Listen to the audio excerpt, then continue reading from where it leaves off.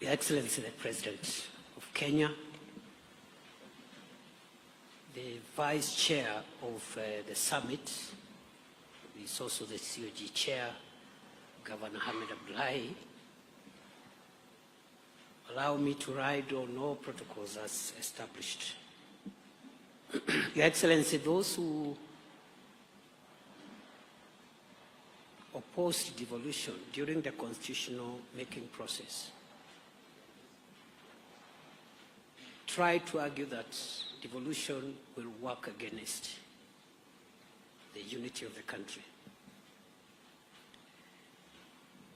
13 years later, 14 years later,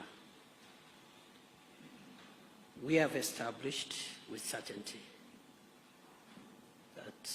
on the contrary, devolution is one of those governance principles and institutions that has helped to build on our national unity. Your Excellency,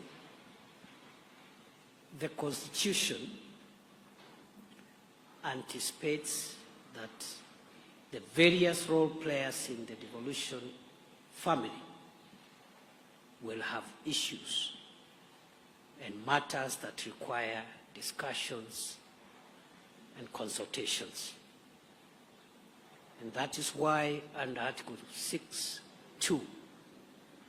the Constitution demands, and also in Article 187, that wherever issues arise, the two levels of government and other role players in the devolution architecture must engage each other in the spirit of consultations, cooperation, mutual respect, and collaboration. It is in that context that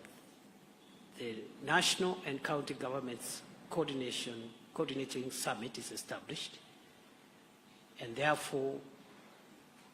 our convening here is a testament of the vibrancy of our Constitution and is in line with what is expected of us to ensure that devolution works not only to affirm our national unity, but also to expedite the development of our country by decentralizing decision-making and also dispersing power and resources closer to the people. Your Excellency, I'm honored to be part of these deliberations, also just like Governor Abdullahi for the first time in this role,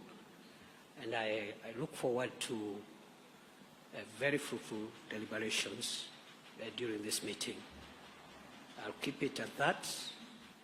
and now it is my singular honor and privilege to request us to be upstanding as we invite His Excellency the President, who is also